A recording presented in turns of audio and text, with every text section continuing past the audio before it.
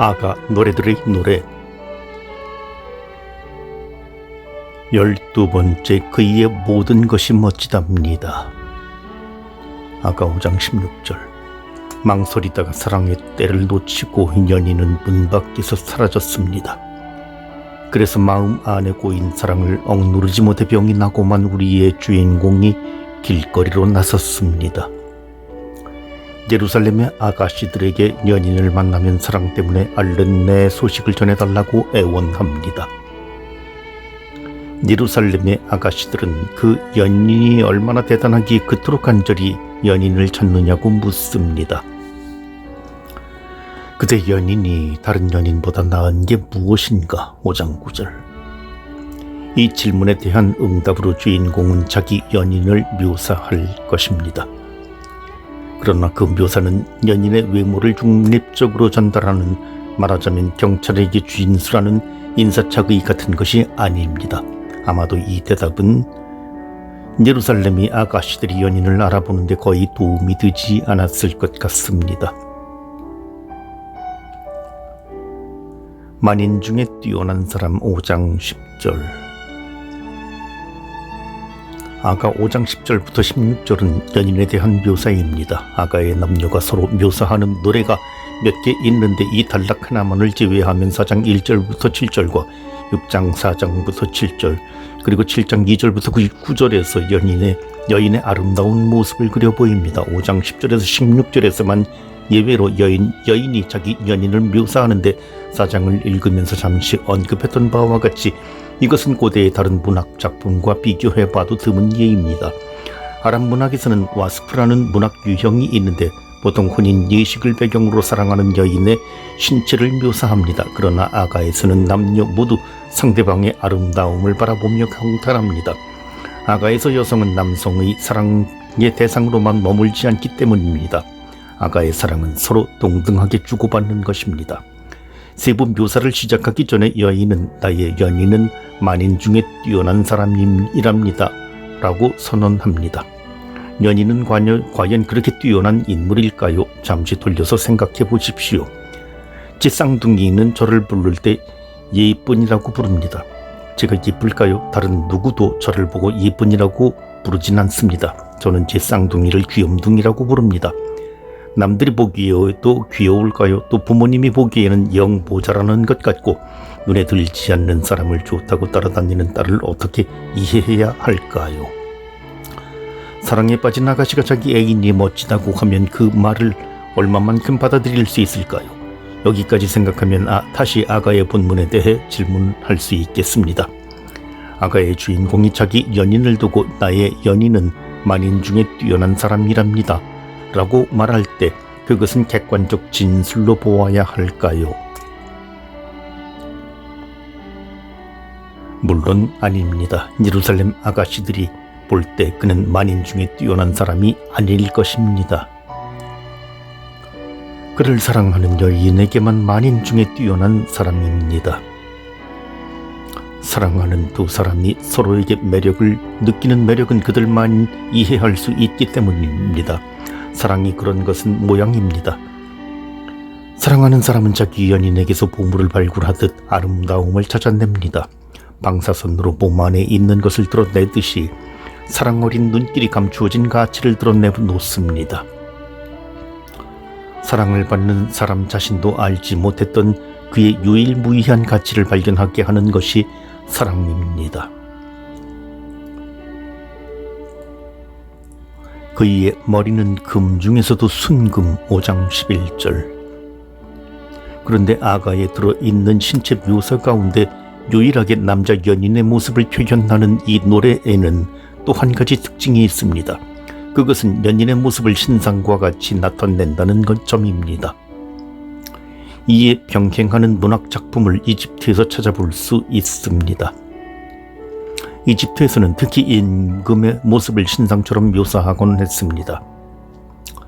아가 인문에서 잠시 다룬 적이 있는데 아가는 이집트 문화의 영향을 많이 받은 책입니다.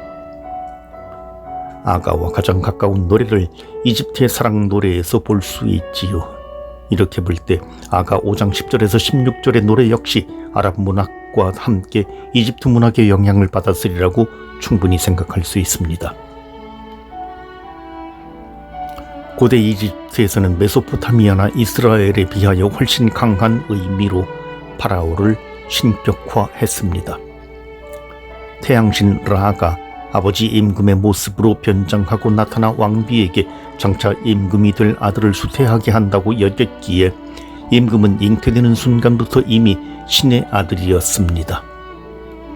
이에 비하여 메소포타미아와 이스라엘의 군왕신학은 임금으로 즉위하는 순간에 하느님께서 너는 내 아들이라고 선언하신다고 여겼지요. 이렇게 파라오를 절대적 신의 아들로 여기다 보니 자연히 파라오에 대한 묘사가 신들에 대한 묘사와 다를 것이 없었습니다. 5장 10절에서 16절의 본문에서도 연희는 마치 당당한 신상과 같습니다. 그의 머리는 금 중에서도 순금, 그의 팔은 보석 박힌 금방망이, 그의 몸통은 청옥으로 덮인 상아조각, 그의 다리는 순금 받침대 위에 세워진 하얀 대리석 기둥.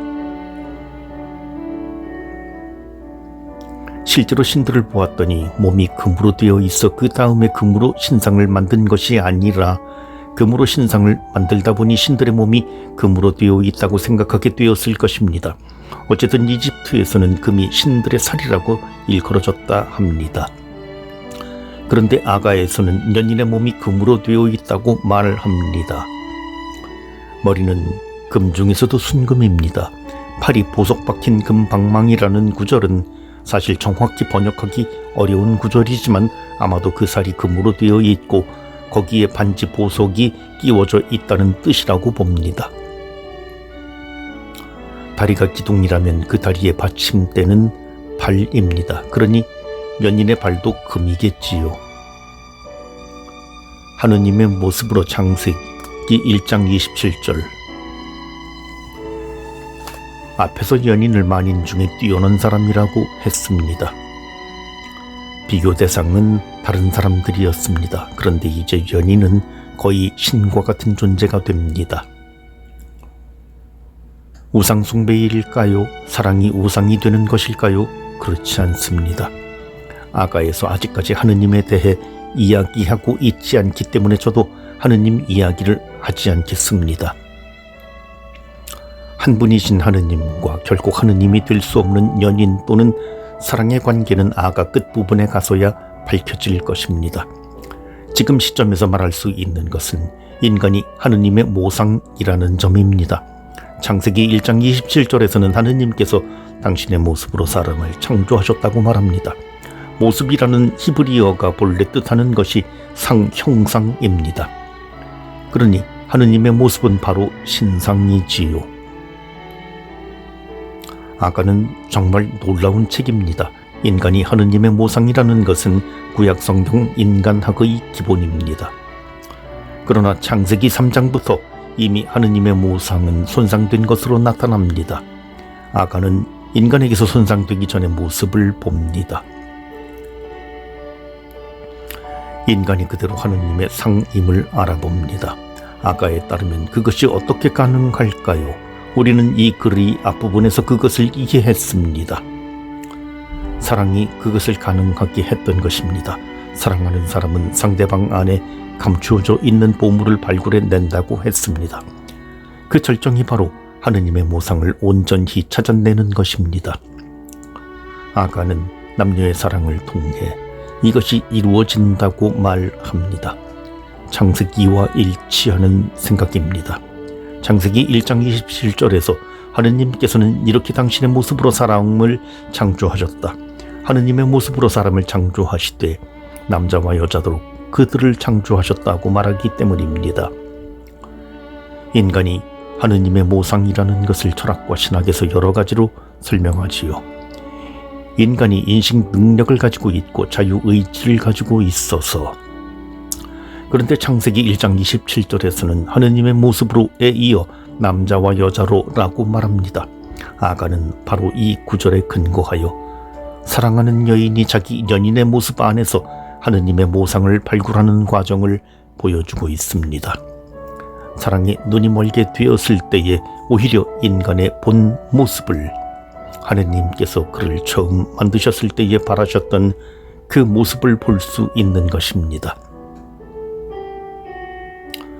사랑을 받는다는 것은 누군가 그의 눈길로 내 안에 들어있는 하느님의 모상을 드러내준다는 뜻입니다.